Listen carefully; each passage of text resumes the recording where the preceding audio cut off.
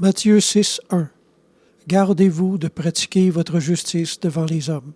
Ce que Jésus avait contre les pharisiens, c'était pas qu'ils pratiquaient la justice, mais c'était de le faire pour être admiré et en tirer gloire personnelle. Mais la pratique de la justice en tant que telle est une excellente chose. Chez les Juifs, il y avait 3 sortes de bonnes œuvres pratiquées pour être agréables au Seigneur. Il y avait l'aumône, la prière et le jeûne, les 3 principales. Ces choses n'ont pas changé. Dieu n'a pas changé d'idée depuis. Jésus pratiquait ces 3 bonnes œuvres, l'aumône, la prière et le jeûne. Les disciples aussi. Les premiers chrétiens aussi. Ici, l'expression « pratiquez votre justice » se traduit littéralement par « faites votre justice ».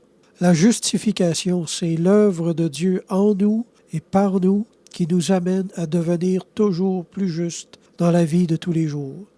Cherchez pas d'autres définitions, elles sont probablement pas bibliques. Une justice qui est seulement imputée extérieurement et qui ne porte aucun fruit juste n'est pas la vraie justification biblique. Jésus a dit lui-même, « Si je ne vous montre pas les œuvres que je fais, au nom de mon Père, ne me croyez pas. » Alors une personne qui se dit croyante et qui ne pratique aucune bonne œuvre, ne la croyez pas non plus. Martin Luther enseignait que le salut, c'est juste une question de foi, pas besoin de rien faire. La foi, pour lui, c'était quelque chose de très, très mental. Pour lui, si tu croyais que tu étais sauvé, ben alors tu l'étais. C'est tout. C'était pas plus compliqué que ça. Mais dans un monde de rêves et de chocolat, ce serait peut-être vrai, mais malheureusement, c'est pas la réalité. Posséder une justice imaginaire, qu'elle soit basée sur la foi ou non, n'est qu'une illusion de justice. Car si nous ne faisons pas les œuvres du juste, c'est que nous ne sommes pas justes. La grâce de la justification et la grâce de mener une vie juste sont inséparables, sont une seule et même grâce. La justification, c'est un crédit gratuit que Dieu nous accorde au départ et qui vient avec la grâce de nous détacher du péché et la grâce de pratiquer les œuvres justes.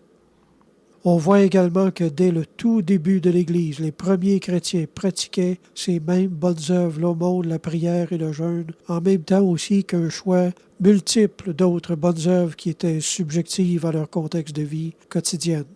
Nous aussi produisons de bons fruits. Profitons de la vie que Dieu nous donne encore pour faire toutes sortes de biens autour de nous.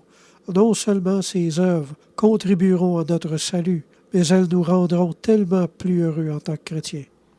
Le croyant qui fait une bonne œuvre est comme un poisson qui découvre l'eau. Alors ne nous privons plus de ce merveilleux mode de vie. Amen.